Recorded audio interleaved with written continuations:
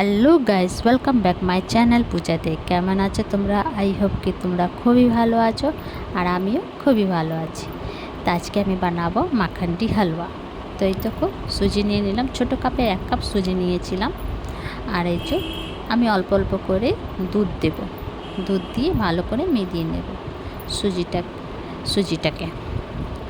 তো একবারে দেব না, অল্প অল্প করে মিলিয়ে নেব, তারপর যদি লাগে তারপরে দেব। তো এর মধ্যে আমার 1 হাতা আরও লাগতো, তো আমি পরে আবার 1 হাতা দিয়েছি।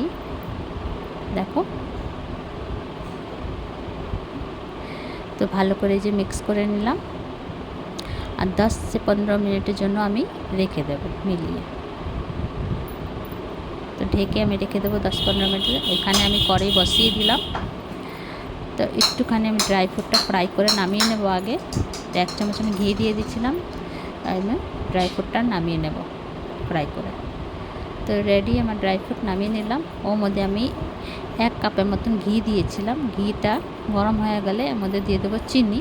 চিনিটা মেল্ট হয়ে গেলে, চিনিটাকে ক্যারামেল করতে আছে। তো এই চিনি একটু চাক্কা চাক্কা হবে, তো তোমরা ঘবরাবে না, মতলব টেনশন নিও না, ও নিজে গলে যাবে। তাই এই যে ব্যাটারটার মধ্যে আমি একটা এলাচি দিয়ে দেবো, এলাচি দিয়ে আবার 2-3 মিনিটের জন্য ছেড়ে দেবো। আর এখানে দেখো ধীরে ধীরে চিনিটা পুরোপুরি গলে যাবে। একটুখানি যদি রঙটা চেঞ্জ হয়ে গেলে, দেখো রঙটা যদি এভাবে চেঞ্জ হয়ে গেলে, তবে সুজিটা আমি দিয়ে দেবো। এই যে ভালো করে মিলাতে থাকবো, লাগাতার আমি মিলাতে থাকবো, রুকবো না, কেন কি যদি ছেড়ে দিই তো চাকা চাকা হয়ে যাবে। তো এই জন্য লাগাতার মিলাতে আছে, আর তব তক ফ্রাই করতে হচ্ছে জব তক ঘি না ছেড়ে দেয়। এর মধ্যে দিয়ে দেবো আমি ড্রাই ফ্রুটগুলি যে ফ্রাই করে রেখেছিলাম, দিয়ে দেবো ভালো করে 2-3 মিনিট আরও ফ্রাই করে তো নামিয়ে নেব।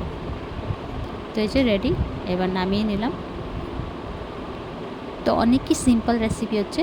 তো তোমাদেরকে আমার ভিডিওটা কেমন লাগলো, ভালো লাগলে প্লিজ লাইক শেয়ার কমেন্ট করো, সাবস্ক্রাইব করে দিও। আবার নতুন ভিডিওর সঙ্গে দেখা হবে। তো তোমরা সবাই ভালো থেকো, সুস্থ থেকো, কমেন্ট করে জানিও কেমন লাগলো। তো তোমরা সবাই ভালো থেকো, সুস্থ থেকো, বাই বাই, টেক কেয়ার।